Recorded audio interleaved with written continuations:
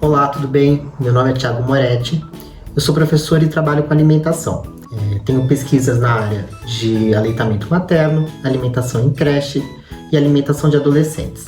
Tenho um projeto de extensão que abrange mais de 500 alunos, que se chama Alfabetização Alimentar, a Pedagogia dos Alimentos.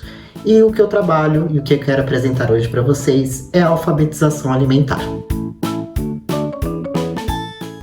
A alfabetização alimentar é oferecer um mundo real da alimentação, todas as suas interdisciplinariedades e todas as suas nuances. Então você vai apresentar os alimentos, os ingredientes, os nutrientes, de onde aquele alimento veio, como aquilo é preparado, todas as suas possibilidades para formar uma pessoa que na liberdade faça escolhas saudáveis de maneira habitual. Ela trabalha no tripé aluno, escola, família. O que seria esse tripé? Esse tripé significa que todos esses componentes importam para que haja a melhor alfabetização alimentar. Para que você consiga fazer ela de maneira eficaz, todos esses agentes precisam participar, que seriam o aluno, a escola e a família. Qual seria a diferença entre alfabetização alimentar e educação alimentar? A educação alimentar, ela tenta corrigir erros da alimentação. Normalmente não é nenhuma educação alimentar, e sim uma reeducação alimentar. Já a alfabetização alimentar, ela tenta preparar esse aluno para que ele se alimente bem. Então ele corrige erros também, corrige, mas o foco é na preparação, dar possibilidades, dar ferramentas para que essa escolha aconteça da melhor maneira.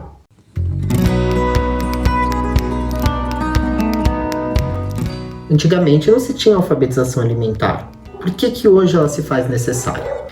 Por exemplo, se você pegarem as fotos de escola, sabe as fotos de turma?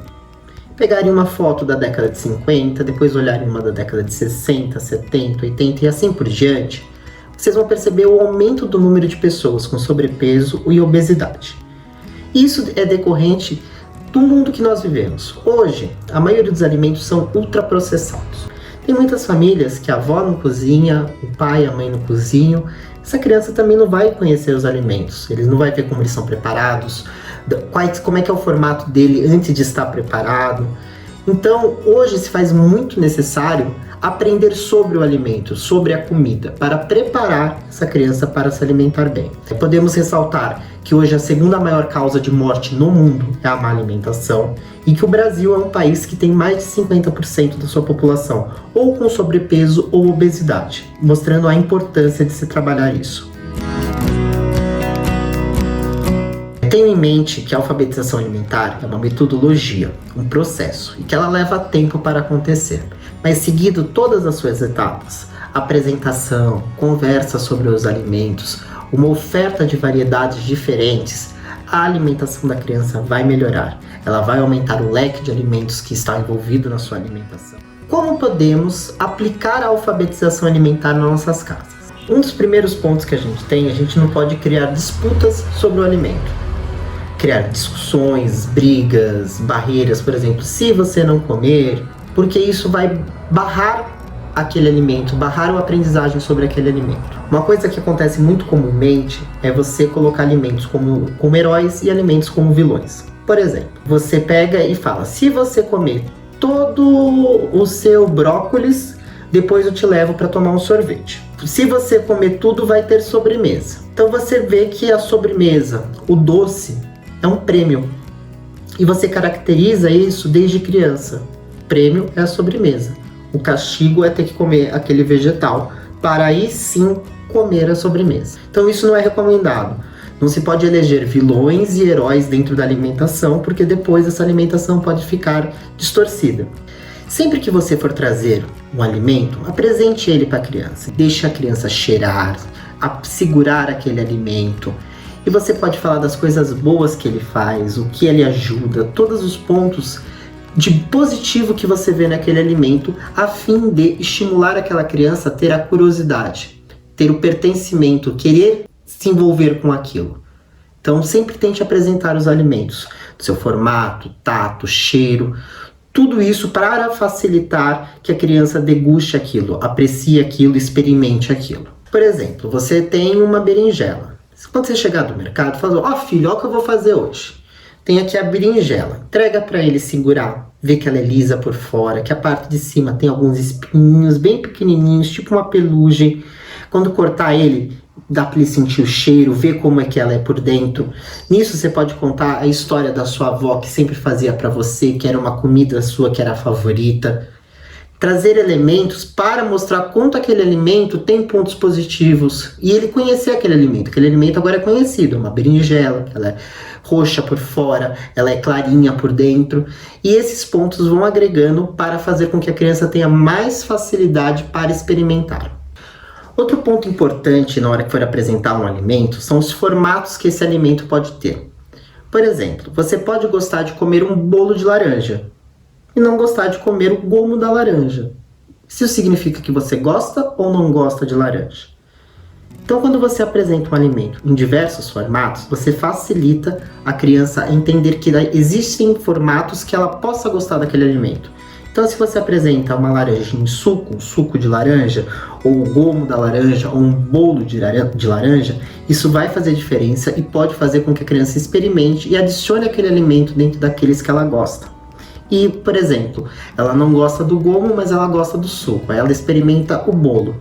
Isso, ela gostar de vários formatos desse alimento, pode facilitar com que ela volte a experimentar o outro tipo de formato e passe a gostar dele. Outro problema que a gente encontra com muita frequência dentro da alfabetização alimentar é a quantidade de alimento. Tem muito pai, muita mãe que fica preocupado que o filho não come nada, só que ele leva para o médico fala que a criança está saudável, que a criança está bem. Ah, mas ele come 3 colheradas em cada refeição. Tem crianças que têm o mesmo peso, mesma altura e que uma vai comer o dobro da outra e as duas vão ficar saudáveis. Cada organismo é diferente um do outro. E imagina assim, você tem um filho que come 3 colheradas por refeição e aí você fica insistindo na quarta, porque olha, é pela mamãe, é pelo papai, vamos comer mais uma colherada só. Você está forçando ele a comer além do que ele precisa. Então, por exemplo, imagine que você acabou de comer a refeição, que você está satisfeito. E aí alguém pega e coloca mais 1/3 do seu prato para você ter que comer tudo aquilo de novo. Será que ia te fazer bem? Será que você ia gostar? Isso é a mesma coisa com a criança, mesmo sendo numa quantidade menor. Então sempre fique atento se é uma questão de satisfação, que a criança realmente já está satisfeita, ou se ela está querendo sair para fazer alguma coisa, se ela está querendo fazer birra, mas o importante é não forçar essa alimentação a mais. Por isso é muito importante ter algumas regras na hora de comer. Quando for almoçar, jantar, fazer qualquer refeição, essa refeição deve ser feita à mesa, conversando, sem distrações. Não se pode levar tablet, brinquedo, ligar TV. A hora da refeição é para se focar no alimento, na conversa entre as pessoas que estão na mesa. Isso é muito importante para que se tenha uma alimentação boa no futuro. A criança ela pode querer correr para comer, para ir voltar a mexer no tablet. Ela pode querer engolir a comida somente para ir fazer outra coisa. Então também é importante que ela saiba que só vai fazer essa outra atividade assim que todos acabarem de comer. Então na hora da refeição, ela come o quanto ela quer, que a hora que ela se sentir satisfeita, ela espera os outros acabarem de comer, e aí sim, após todos acabarem, você pode ir para o tablet, ir para a TV, mexer no brinquedo, mas durante a refeição é sem distração. Isso também interfere para ela não querer sair rápido, engolir a comida, não prestar atenção no alimento. Quando ela tem tempo para comer aquilo, trabalhar aquilo, aí sim que ela vai dar atenção ao gosto, à textura, à mastigação, que é uma hora muito importante. Lembrando que os hábitos alimentares são formados na primeira infância. Então temos que tomar muito cuidado em formar esses hábitos da melhor forma possível. Outro ponto importante de se trabalhar à mesa são as perguntas. Estimular a criança a apreciar aquele alimento e dar informações sobre ele. Isso vai estimular com que ela tente diferenciá-los, tente traduzi-los em doce, salgado, azedo, amargo, que ela consiga trazer informações sobre aquele alimento.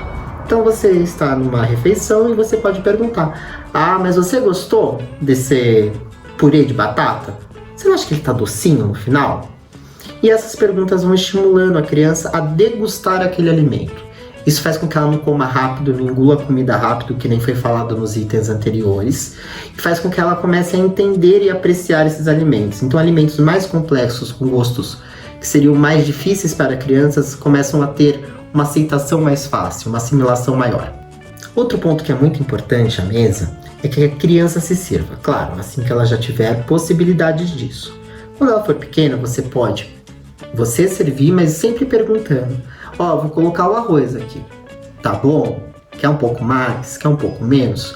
Para que ela comece a entender o quanto que ela come, o quanto ela precisa comer. Claro, assim que ela tiver a possibilidade, ela mesma pegar e colocar a quantidade que ela quer comer disso, a quantidade que ela quer comer daquilo, para ela começar a ter responsabilidade sobre aquele alimento, sobre aquela alimentação.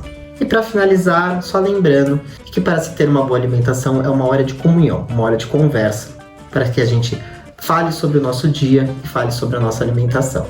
Muito obrigado, qualquer dúvida que vocês tenham, só entrar em contato comigo. Foi um prazer fazer esse vídeo.